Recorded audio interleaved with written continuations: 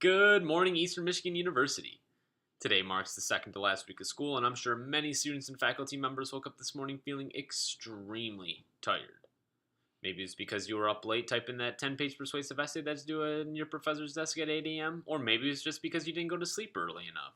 Whatever the case may be, if you woke up this morning suffering from tiredness, then you might have something commonly known as sleep deprivation. Sleep deprivation is known as the condition of robbing yourself of sleep. When we say robbing yourself of sleep, we mean that you stayed up later than you needed to because you were doing homework or you were just simply out with your friends having a good time. Not being able to sleep, however, is totally different. If you can't go to sleep at night, then you might suffer from something called insomnia or sleep apnea, and the only way you can find out for sure is if you go talk to your doctor, so schedule an appointment.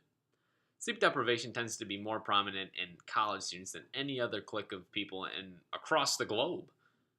Sleep is something that everybody needs. Without getting enough sleep, you open yourself up to many health risks. These short term health risks include decreased performance and alertness, memory and cognitive impairment, stressful relationships, poor quality of life, occupational injury, and automobile injury. Now, the first short term effect that I said was decreased performance and alertness. And what I mean by that is sleep deprivation induces significant reductions in performance and alertness. Reducing your nighttime sleep by as little as 1.5 hours for just one night could result in a reduction of daytime alertness by 32%. And that just leads right into the second point, the memory and cognitive impairment. Decreased alertness and excess daytime sleepiness impair your memory and cognitive ability, your ability to think and process information. And without that information, then it just leads straight into the stress of relationships. So if you're disrupting your bed partner due to tossing and turning, then there can be significant problems. And that just causes stress in your life. And the stress just makes your life poor. So that just leads straight into the next point, the poor quality of life. You might, for example, be unable to participate in certain activities that require sustained attention, like going to the movies, seeing your child in a school play, or watching your favorite TV show. And that could lead to occupational injuries. If you're at the workplace and you're too tired, you might slip and something might happen really bad. And that leads to the final short term effect, automobile injury. The National Highway and Traffic Safety Administration estimates conservatively that each year drowsy driving is responsible for at least 100,000 automobile accidents, 71,000 injuries, and 1,550 fatalities. But remember, these are only short term effects, and they're not set in stone. You have the ability to alter these conditions, but that's only if you want to change your sleep schedule. If you do nothing to change these short term effects, then you will open yourself up for long term effects. And the long term effects are way greater than the short term effects.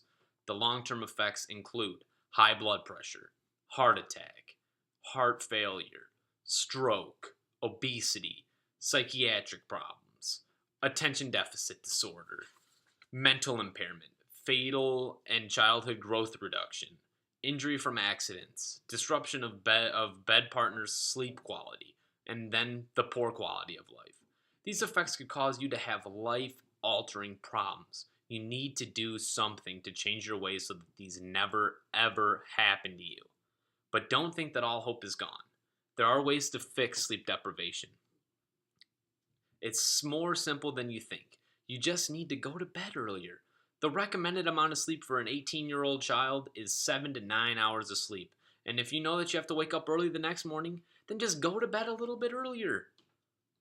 And make sure that you have enough time to get up. Another way to fix this ongoing problem is to get all of your homework done earlier in the day so that you don't have to stress about it late at night. Sleeping is the best way for your body to recover from the prior day, and when you don't get enough sleep, you open yourself up for a bunch of those bad health conditions. People, I can't tell you enough.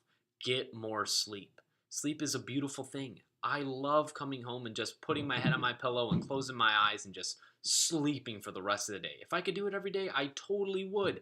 Why don't you? It's really simple. Just go to sleep. I know that it can be hard to get the recommended amount of sleep on a daily basis, but you need to strive as much as you possibly can.